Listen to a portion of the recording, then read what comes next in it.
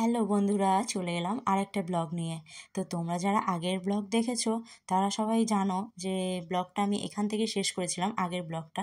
তো মাসিরা এসছে বাড়িতে বেড়াতে, আর খাওয়া দাওয়ার পরেই বিরিয়ানি খেলাম। বিরিয়ানি খাওয়া দাওয়ার পরেই বিকালবেলা বেরিয়ে গেছি আর একটা দাদার বাড়িতে।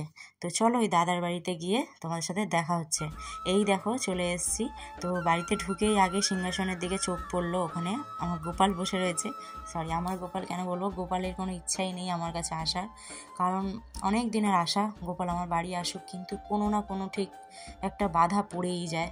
তো জানি না, হয়তো কোনো আমার মধ্যে সেরকম একটা কমতি আছে, তার জন্য আমার বাড়িতে আসতে চায় না। কবে আসতে চায় দেখা যাক, ওর অপেক্ষায় আমি থাকবো সারা জীবন। তো ওর জন্যই আগে ক্যামেরাটা ওর দিকেই ঘোরালাম। তো কি সুন্দর বসে আছে দেখলে। আর এই হচ্ছে দাদার ছেলে, আর ওনার মা বসে রয়েছে, ওটা দিদি বসে রয়েছে, বউ চা করতে গেছে।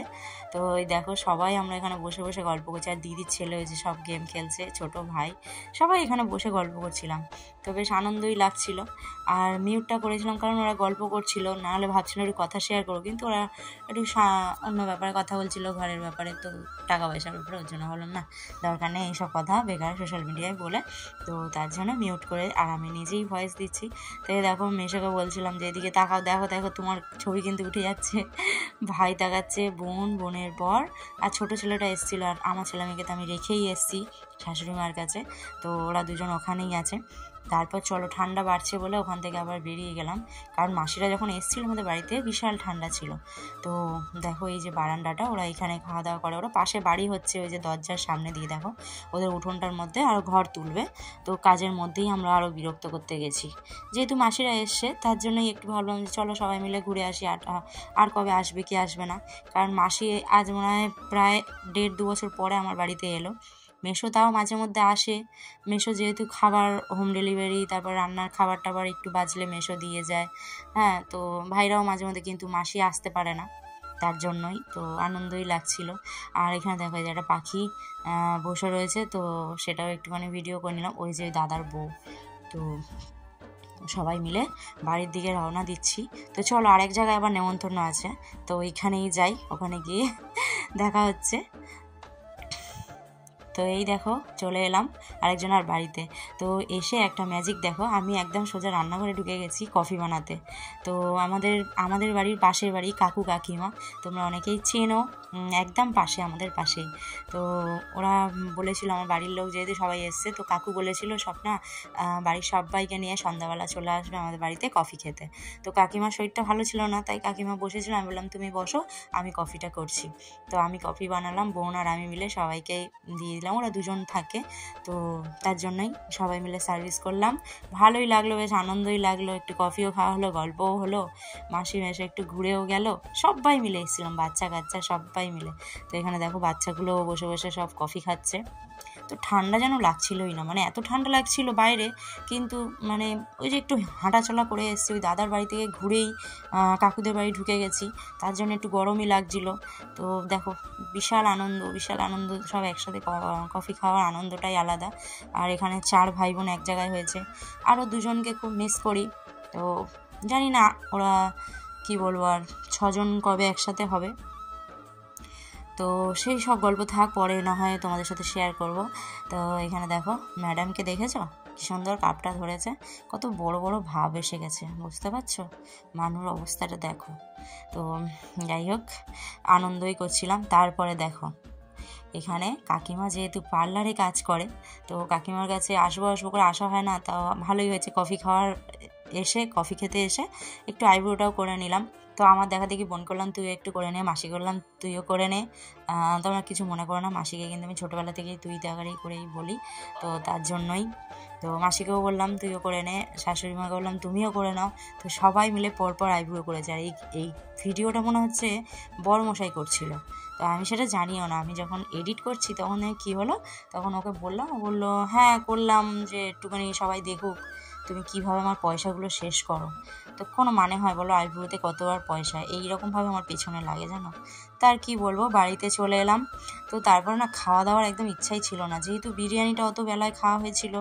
আর তারপরে ওই দাদার বাড়িতে গিয়ে ওখানেও একটু চা খেয়েছি, এখানে তারপর পাশের বাড়ি কফি, মানে এই করে তারপর আবার ঘরে এসে পকোড়া ভাজা হয়েছে। পকোড়া খেতে খেতে সব নাচ গান দেখো, বক্স বাজছিল।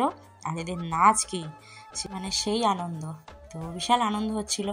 আর ওদিকে পকোড়াও ভাজা হচ্ছে, পকোড়াও খাওয়া হচ্ছে, খুব আনন্দ করেছি দিনটা। তো রাতটা এইভাবেই তো কাটলো। তো কি বলবো, আমরাও তারপরে নেচেছি, জানি না ভিডিওটা হয়েছে কিনা, তো তোমরা দেখতে থাকো, আশা করি খুব ভালো লাগবে। তো কি আর করবো, কিন্তু মিউজিকটা তো আর দেওয়া গেল না, দুষ্টু কোকিল গানটা হচ্ছিল, মিউজিকটা তো দেওয়া হলো না কপিরাইটের জন্য, কিছু করার নেই। আর দাদুকে পেয়ে মানুও সেই মজা, বাচ্চাগুলোও সেই মজা, বোনের ছেলেরাও সেই মজা, সবাই একসাথে হওয়ার আনন্দই আলাদা। আমরা যেরকম মজা পাচ্ছি, মাসিরা এসছে, একসাথে আছি, বড়রা কথা বলছি, ওদের মধ্যেও সেই আনন্দটা, যে সব ভাই বোন এক জায়গায় হয়েছে, সেই আনন্দ, তাই না, যে যার বয়সের সাথে আনন্দটা পেয়েছে। তো খুব মানে ভালো লাগছিল। কিন্তু একটা জিনিস মজা লাগছিল, যে ঠিক 9:30 বেজেছে, সবারই অবস্থা খারাপ হয়ে গেছে, পুরো ব্যাটারি লো যেটাকে বলে, 4 জনের, মানে খেয়েছে, যা করে খেয়ে দুগাল দুগাল করে ঘুমিয়ে পড়েছে, এই মজা, ঠিক আছে। তো দেখো রাতের সিনটা তোমরা একটু দেখো।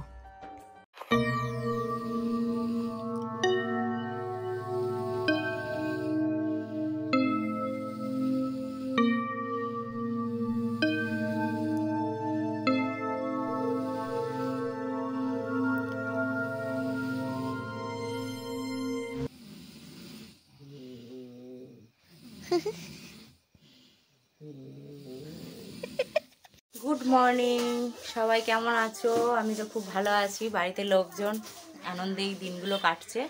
তো আজকের ওরা চলে যাবে, তো আজকের দিনটা একটু খারাপ লাগছে, 2 দিন ছিল বেশ ভালোই লাগছিল। তো এখনও সারা দিনটা পড়ে আছে, তো তোমরা দেখতে থাকো। আর এইখানে দেখো, তারক ক্যামেরাটা দেখো, একটু কালকের ওই ভাজা পকোড়া ভাজা হয়েছিল, পকোড়া ভাজার তেল রয়েছে, এটার মধ্যে একটু ফুলকপি আলুর তরকারি করব। আর এই কড়াইটা মানে এঠোই, এর মধ্যে একটু তেল দিয়ে লুচি ভাজবো, লুচি আর ফুলকপি আলুর তরকারি হবে সকালে। আর দুপুরে কি হবে সেটা তোমাদের সাথে শেয়ার করব। তো চলো সবাই কি করছে একটু দেখি। এই দেখো বাচ্চাগুলো কি করেছে, দেখো দেখতে পাচ্ছ আমার ঘরটার কি হাল করেছে। এখানে একটা কদম ফুল ছিল ঠাকুরের, লক্ষ্মী পুজোয় টাঙানো হয়েছিল, সেইটা টেনে সব এই হাল করেছে 4 জন মিলে। হ্যাঁ, আর এখানে বোন সব সবজি কাটাকুটি চলছে, পালং শাক হবে। 2 দিন আগে পালং শাক আনা হয়েছে, আরও 2 বান্ডিল আজকে আনছে, পালং শাকের তরকারি হবে। আচ্ছা এগুলো আমি তুলে নিই, ফুলকপিটা ধুতে হবে না। আর এই দেখো এই মাছটা দেখো, বড়শি দিয়ে তুলেছে বোনের বর, তো বড়শিতে মাথাটা আটকে গেছে বলে মাথা সেই 2 ভাগ করে দিয়েছে, 2 ভাগ করে টেনে নিয়ে আসে। তারপরে কি রান্না হয় সব কিছু শেয়ার করব, তোমরা ভিডিওটা দেখতে থাকো। হ্যাঁ সব চেঞ্জ করা, চেক করা হয়। আর ওকে বলছো কিছুতে শুনছে না, বোঝে না, তাহলে অন্য তাকে ফোন করো। তোমাকে আমি ফোন করে তুমি ফোন করো। আবার গেছে না সন্ডে কই, ছন্টি ওই ঘরে এ মাটিগুলো ফেলছে, ইট ফেলছে, ইট।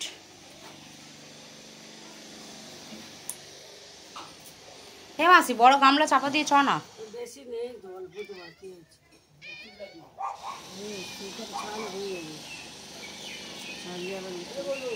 তারপরে আর খাওয়া দাওয়ার আর কোনো ভিডিও তোমাদের সাথে শেয়ার করতে পারলাম না, ভুলেই গেছি, মনটাও খারাপ ছিল। আর ওদিকে কাজ করতে করতে এত লেট হয়ে গেছে, কিছু ভিডিও করা হয়নি। তো দেখো ওরা রেডি হচ্ছে, সবাই চলে যাবে, টাইম হয়ে গেছে, বিকাল হয়ে গেছে। তো দেখতে দেখতে 2টো দিন কীভাবে কেটে গেল। তো 2টো দিন খুব আনন্দ, বলে না, মানুষ আসলে কত ভালো লাগে, তাই না? চলে যাওয়ার টাইমটা কেমন লাগে, আবার কবে আসবে ভগবান জানে, হয়তো আবার 2-3 বছর পর। আর মাসির পায়ের যা ব্যথা, জানি না আবার কবে দেখা হবে। তো ওর বাড়িতে তো যাই, কিন্তু আমার বাড়িতে তো আসে না, এটাই খারাপ লাগছে। হয়তো 2 দিন পরেই যাব, 2 দিন পরে না, তোমরা হয়তো ব্লগটা দেখেছো, তো গেছিলাম। তো যাই হোক, আর এখানে দেখো সব মাঠে খেলছে বাচ্চাগুলো একসাথে, মানু। আর আরেকটা কথা, বোনের বড় ছেলে চলে যাবে, ওরা গাড়ি করে এসেছিলো, স্কুটি করে, দুই ভাই, দুজনকে মেসোকে বড় ভাই আর ছোট ভাই মাসিকে স্কুটি করে নিয়ে এসেছিলো, ওরা ট্রেনে করে আসেনি। তো ওর জন্য বোনের বড় ছেলেটাকে ওদের সাথে গাড়ি করে পাঠিয়ে দেওয়া হচ্ছে, যাতে বোন আর বোনের ছোট ছেলেকে আমার বর ট্রেনে তুলে দেবে। কারণ ওর বর সকালেই বেরিয়ে গেছে, খুব কাজের চাপ হচ্ছিল, কাজের জায়গা থেকে ফোন করছিল, তো ওর জন্য ও সকালেই বেরিয়ে গেছে। তার জন্য বললো যে ওকে নিয়ে যেতে, তাহলে ও একটা বাচ্চা নিয়ে ভালোভাবে যেতে পারবে, তাই ওরা বেরিয়ে গেল।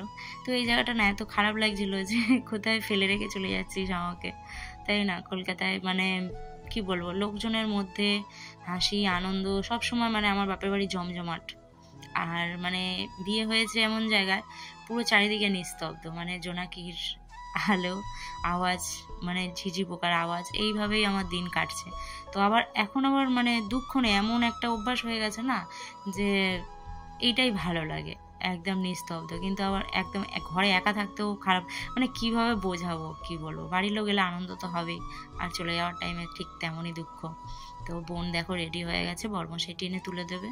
ও পরে বেরোলো, কারণ জানে ট্রেনে করে যাবে, আর ওরা গাড়ি করে যাবে, ওদের তো একটু লেট হবে। ট্রেনে করে 20-25 মিনিটে চলে যাবে, তার জন্য একটু লেট করেই গেল। তো বললাম থেকে যা, কিন্তু ও থাকবে না। ওর বরকেও ফোন করা হলো, ওরা কাজের চাপ, আর ও বললো যে না, ছেলেটাকে আগে পাঠিয়ে দিয়েছি, যাই বলে ও বেরিয়ে গেল। তো আর কি খারাপ তো লাগছে, আর কি করা যাবে, মানে ব্লগটা এডিট করার সময় খারাপ লাগছে কীভাবে দিনগুলো কেটে গেল। তো যাই হোক, আবার আসবে, আবার তোমাদের সাথে দেখা হবে, শেয়ার করব।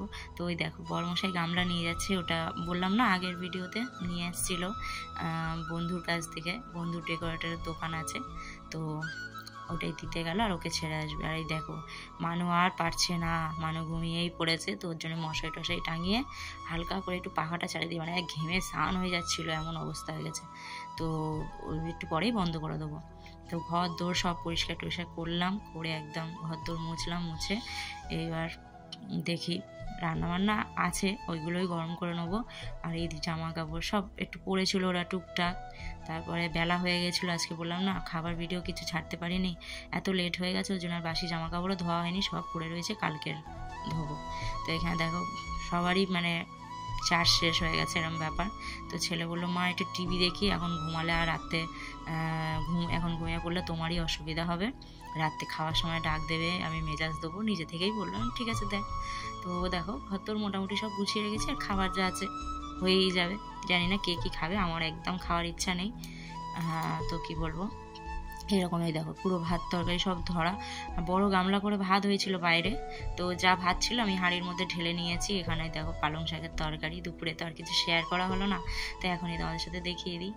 এখানে এটা হয়েছে লোটে মাছ হয়েছিল, লোটে মাছটা একটু ঝালঝাল করে হয়েছিল, ওরা খুব ভালোবাসে লোটে মাছ খেতে, আমাদের সবাই, এই বাড়ি ওই বাড়ি সবাই, কিন্তু আমি করি একদম ঝুড়ো, মানে মাছ দেখা যাবে না, যতটাই মাছ ততটাই পেঁয়াজ এরকম। এটা হয়েছিল পাবদা মাছ সর্ষে বাটা দিয়ে, মাসি নিয়ে এসেছিলো মাছটা ওই বাড়ি থেকে, তো বললো তোদের বাড়িতে হবে, তো মাছটাও ওখান থেকেই নিয়ে এসেছিলো। আর লোটে মাছটা সকালে কিনে আনা হয়েছিল, আর পালং শাকের তরকারি, এই রান্না তো আছে, জানি না কে কী খাবে। কিন্তু রাতের দিকে যেহেতু পরে ভিডিওটা এডিট করছি, রাতের দিকে আমরা সেরকম খাইনি, ওই একটা থালায় ভাত নিয়ে আমরা 4 জনে খেয়েছি 2-3 গাল করে, তারপর সব ভাত তরকারি ফ্রিজে ঢুকিয়ে দেওয়া হয়েছিল, পরের দিনকে গরম করে খাওয়া হয়েছিল। শীতকালে তো কোনো ব্যাপার না, শীতকালে গরম করে খেলে কোনো ব্যাপার না, শীতকালে ভালোই লাগে।